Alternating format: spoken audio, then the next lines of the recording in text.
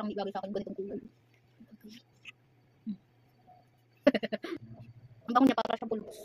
Nakakamatpinis na siya, nakaka-oil control lang siya, pero parang ayoko, tatagibatin niya ako. Parang ang paig ng mukha ko dito. Parang ang paig ng mukha ko dito. Bala na si Chacha kung gusto niya. So ayan na guys, inano ko yung dulo niya, ayan o. Inano ko siya ng cutter, para magkaroon siya ng pang shape. Shape. So maganda daw to. Ayan natin. Ay, ang ganda. Tapos, pwede daw siyang gawing ganyan o.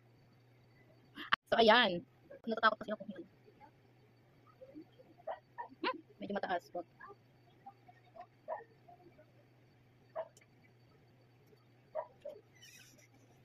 Hello.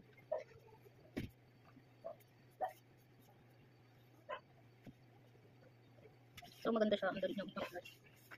So ayan, I have a kilay. So this is shade dark brown. Parang eyebrow tattoo.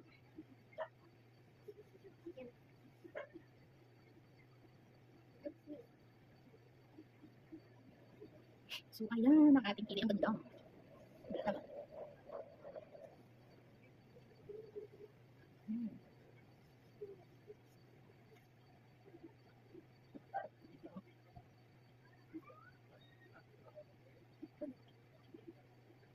Super easy lang niya ka mag-apply.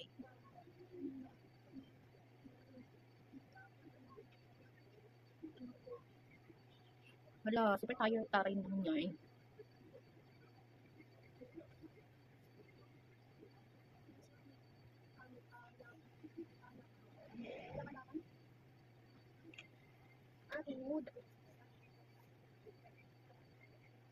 Walang kapal.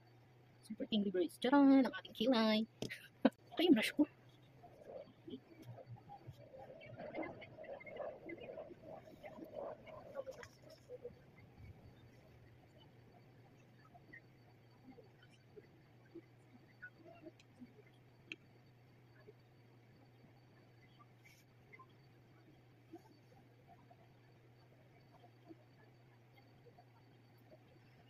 Ang ganda ng kilay natin.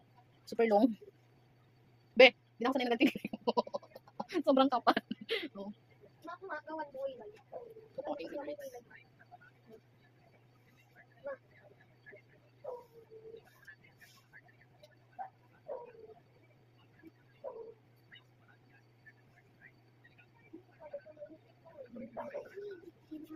Upo ko ng dalidag ha.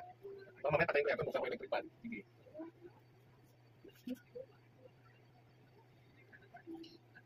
So, Angry Birds yarn. Bakla up.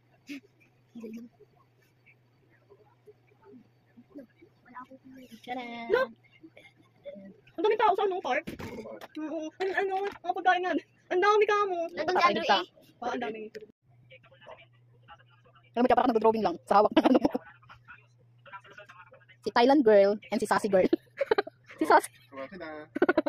Sassy girl at si Thailand girl. Yung nakakulay blue siya si Thailand girl. Sawadi ka! Naman si Sassy girl.